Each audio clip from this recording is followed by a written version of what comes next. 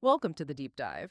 Today, we're jumping into something pretty big, a major shift, maybe even a bit paradoxical, happening right now in tech. We're looking at Microsoft, a company we all associate with constant innovation, but it's also going through some really significant workforce changes.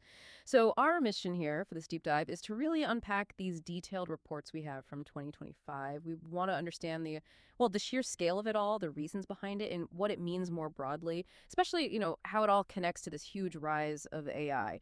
Okay, so let's dive straight in. The scale. Because the numbers we're seeing are, frankly, staggering. Our sources are showing something like 15,000 employees let go in just two big rounds. That was May and July of 2025. Just think about that. That's nearly 7% of their global workforce gone. Yeah, and what's really striking, I think, is that these cuts, as big as they are, they're not just happening out of the blue. They seem to be part of this ongoing strategy, a very deliberate one. These latest rounds are actually the biggest single wave since 2023. But if you look at the total picture, the cumulative impact, it's over 27,000 employees laid off since the start of 2023. Over 27,000. That number is just it's hard to wrap your head around. Our sources mention this comparison that's more people than the entire population of Tuvalu. Why? And the reports, they really lay out a timeline, don't they? It's sort of built. It kicked off with what? 10,000 back in January 2023. Hmm. Then smaller, more targeted ones like 1,000 in Azure in summer 24, about 650 in Xbox later that year. Right. Then, bam, May 2025 hits another 6,000. That's 3% of the workforce. June sees another 300 plus go, mainly in Washington state. Mostly office roles there, yeah. And then the really big one, July 2025, 9,000 employees, about 4% of their total staff, the largest single round in 2 years. So, I mean, these numbers definitely paint a picture, a pretty stark one, but they don't really tell us why, do they? That's the real question here. Exactly. And if we, connect the dots to the bigger picture strategy, these aren't random cuts at all. They are deeply, deeply tied to a major strategic pivot inside Microsoft. It's not just like adding a few AI features here and there. This looks more like a fundamental rewiring of the company itself.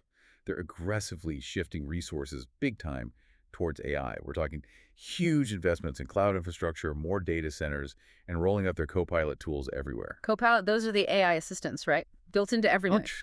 Helping developers write code, summarizing meetings, drafting emails, you name it. And crucially, they're using these AI tools internally too, for productivity, for, well, cost reduction. At the same time, there's this big push for operational efficiency, streamlining management. Cutting middle management. Yeah, reducing redundant roles, making the company supposedly more agile by flattening the structure a bit.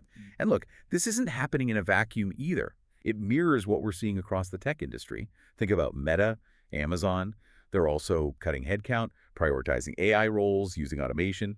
It's a clear trend. Okay, so it's strategic, it's industry-wide, Yeah. but wow, for the people actually working there, especially folks who've been in certain roles for a long time, this has to feel incredibly disruptive. So what does this actually mean for the types of jobs companies like Microsoft are looking for now? And what happens to the people whose skills maybe aren't the priority anymore? And that really brings us to the human side of it, doesn't it? Beyond the strategy docs and the percentages.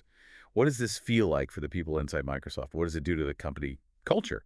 Because there's an undeniable human cost here. You've got thousands of experienced people, sometimes entire teams, losing their jobs.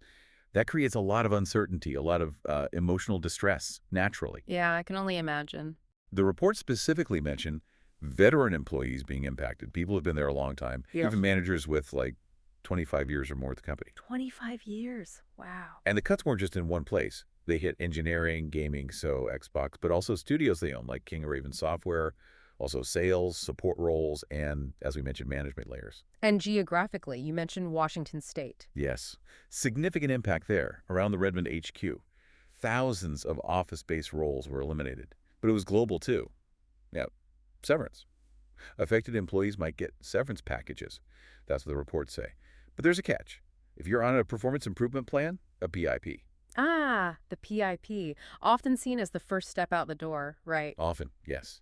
And if you're on one, the sources say you're not eligible for severance, or even for an internal transfer to another role. And get this, there's also mention of a new 2-year rehire ban for anyone dismissed due to performance issues. A 2-year ban. That feels harsh.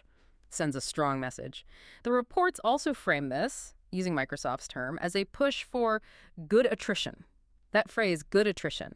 It sounds very corporate, doesn't it? Is it really good for the culture?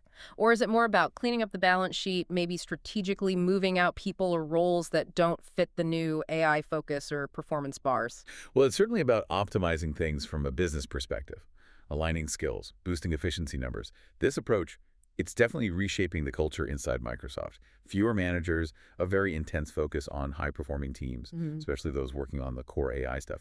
It's a very deliberate reshaping. Yeah, you can really picture it. Imagine you're, I don't know, project manager, been there 15 years, seen the company do incredibly well, and then you realize your role, coordinating teams, might become obsolete, not because you did badly, but because an AI can now schedule meetings or track progress maybe more efficiently. That's the potential reality, yeah. That's gotta be tough for thousands of people. Now, here's the twist, maybe. When you hear about cuts this deep, 27,000 people over a couple of years, you'd naturally think, okay, the company must be struggling financially. Right. That would be the usual assumption, yeah.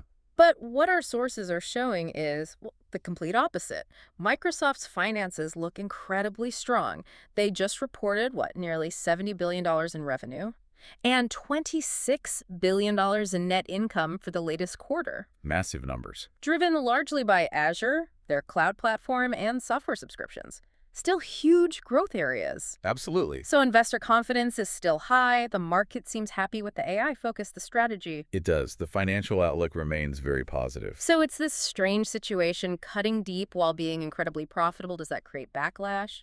Negative PR? Does it hurt morale long term, even among those who stay? It's a fair question. There's always a risk of damaging morale or public perception. But from a purely sort of market perspective, Microsoft's strategy isn't really an outlier right now. As we said, it lines up pretty well with what Amazon, Meta, and others in big tech are doing. Streamlining, focusing on AI, boosting efficiency. And right now, it seems the market is rewarding that kind of decisive, future-proofing action. So the efficiency argument wins out. It seems so. It's clear that AI adoption, it's fundamentally changing what jobs are needed, what skills are valued, automation, AI tools. They let companies achieve more, potentially, with fewer people, which really forces us all to ask, doesn't it? As AI keeps reshaping entire industries. What does it mean for job roles, for skills, where we even consider, career stability going forward? Yeah, that's the big question hanging over all of this. So that wraps up our deep dive for today, looking at Microsoft's really aggressive AI transformation and these significant workforce changes through 2025. We've seen this powerful pivot towards AI, the very real human impact of these cuts, and yet somehow the company remains financially stronger than ever. It's quite the picture. It really highlights this deep paradox, doesn't it? A company at its absolute financial peak. Yeah. But using that strength, that innovation push, as a reason for massive internal change and, well, disruption for its people. It makes you wonder, is this the new template for corporate success? Leaner, meaner, AI-powered, but at what cost to the workforce, especially long-term employees?